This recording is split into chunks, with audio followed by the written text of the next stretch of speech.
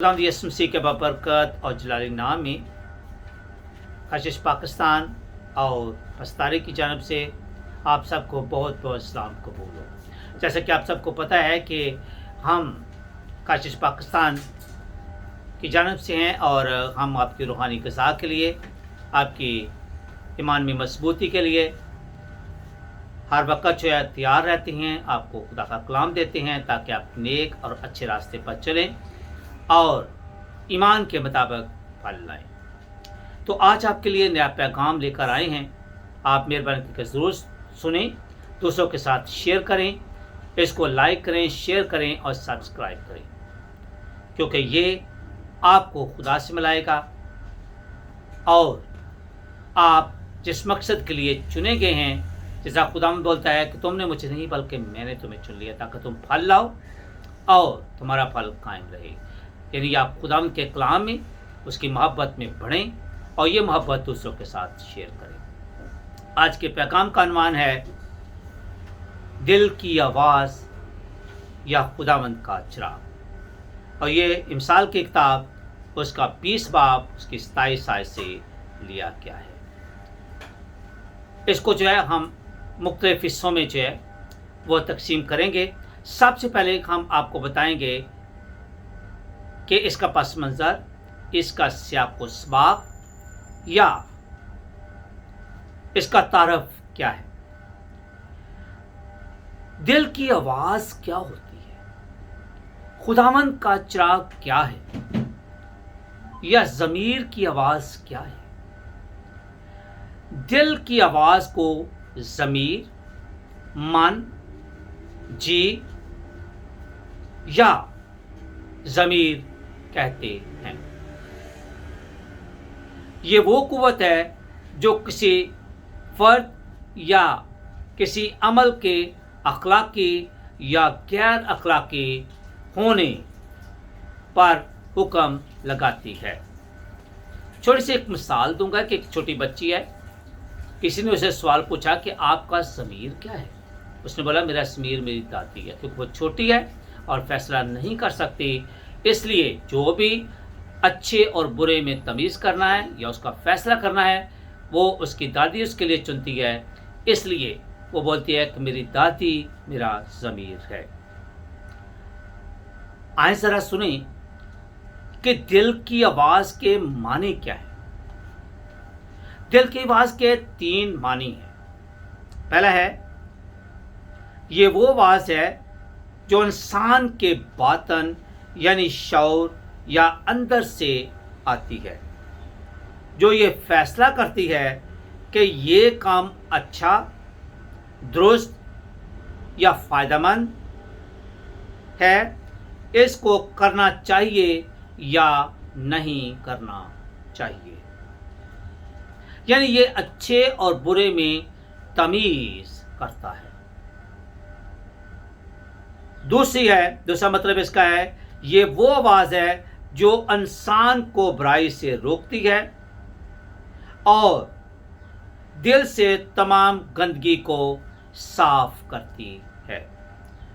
तीसरा इसका मानी है, ये वो आवाज़ है जो कोई बुरा काम करने के बाद इंसान के दिल में बेचैनी और बेकरारी पैदा करती है और वो इंसान इस्तराबियत के मराहिल से गुज़रता है। यानी ये उसके अंदर जो है वो एक इस्तराबियत पैदा कर देती है।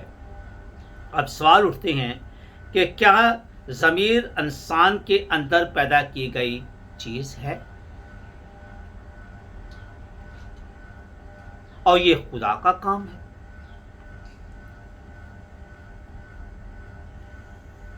अब सवाल का जवाब यहाँ पे ये आता है कि ये हमारी जबिली या खल्की और आलमगीर चीज़ है। दूसरा सवाल है, क्या ज़मीर सिर्फ तलीम याफ्ता या महज़ब, जिसको सिविलाइज कहते हैं, उन अफराद के अंदर पैदा होता है या उनका ही होता है। और जवाब है नहीं, ये ज़मीर सबके अंदर होता है। अब ज़रा थोड़ा सा खुदा के कलाम को देखें। पौलुस रसूल फरमाते हैं कि हम खुदा के रूबरू हर एक आदमी के दिल में सच्चाई को बयान करके, यानी खुदावंद के कलाम को बयान करके उसके दिल में जो है जगह उठाते हैं। हम जब कलाम की मनाती करते हैं तो उसमें मिलावट नहीं करते, उसमें अमेज़श नहीं करते, बल्कि खुदावंद का कलाम सच्चाई है, सच्चाई को बयान करते हैं और सच्चाई आपको आज़ादी बख्शेगी। आप 2 कुरिन्थियों 4 बाब उसकी दूसरी आयत को पढ़ें तो आपको ये खूबसूरत हवाला मिलेगा। ज़मीर अच्छा भी होता है, बुरा भी होता है, सख्त भी होता है और नरम भी होता है। तारीख ज़मीर बुतप्रस्त लोगों को बताता है कि हाथ के बनाए हुए बुतों की पूजा नहीं करना चाहिए। अगर आप ज़बूर 115 को पढ़ें, बाइबल मुक़द्दस में से ज़बूर की किताब ज़बूर 115 को पढ़ें तो वो बोलता है कि वो बुत जो हाथ के बनाए हुए हैं, ना वो चलते हैं, ना वो बोलते हैं, ना वो देखते हैं, ना वो सुनते हैं और ना ही वे कोई काम करते हैं। और जो लोग उनकी मनादी करते हैं या उनकी पूजा करते हैं वो भी उन जैसे। मैं नहीं कह रहा, खुदावंद का कलाम आपको बता रहा है। अब देखें जरा फ़िरौन को, कि फ़िरौन के दिल को खुदावंद ने सख्त किया है और फिर मिस्रियों के दिल को खुदावंद ने सख्त किया है कि वो उन पर, मिस्रियों पर जुल्म करें।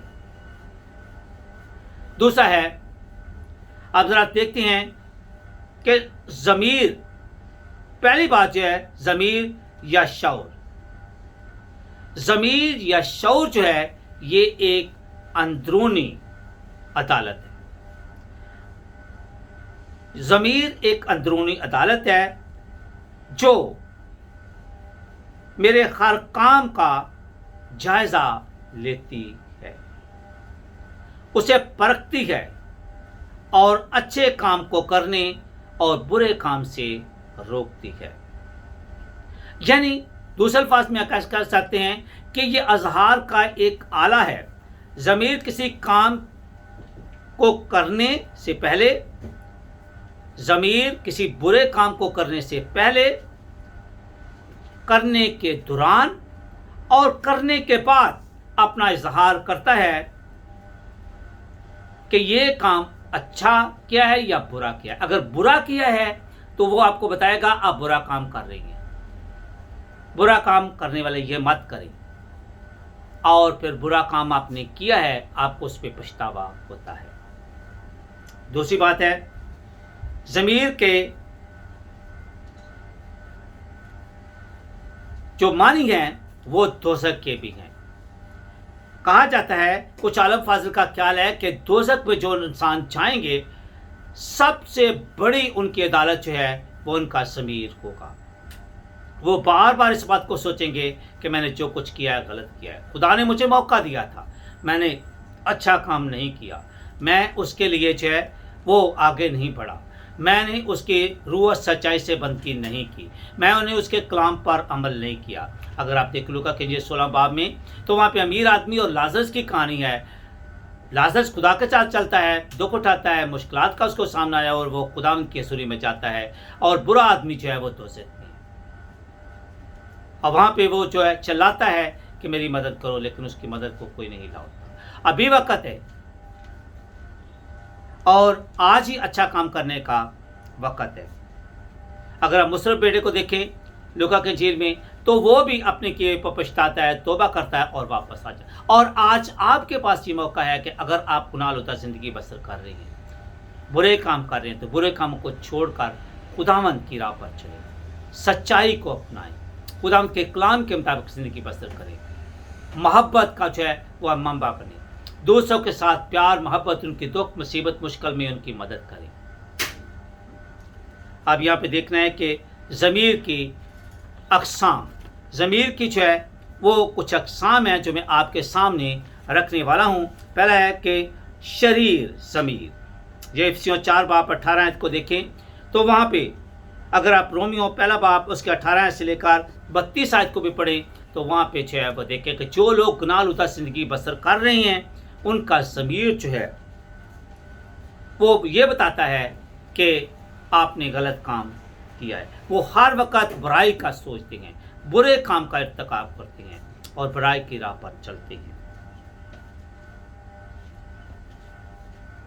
आप जो गैर याफ्ता लोग हैं, उनकी जिंदगी भी ऐसी ही है। दूसरा है मुजरम ज़मीर। ये रोमियो 2 बाब उसकी 15 आयत को अगर आप पढ़ें कि ज़मीर का फैसला जो है वो ख़त्म नहीं होता है। ये जो फैसला करता है ज़मीर, ये दो टोक फैसला होता है कि मैंने ये करना है, मैंने करना है। ये मुजरम ज़मीर है। तीसरा है कि साफ किया हुआ ज़मीर। साफ कब होता है? जब हम यीशु मसीह को कबूल कर लेते हैं, उसके खून से जो है हमारा दिल जो है वह साफ होता है और फिर हम जो है बुरे कामों को छोड़कर अच्छे काम करना शुरू कर देते हैं। और तीसरा है, चौथा, पाक साफ ज़मीर, यानी पाक ज़मीर।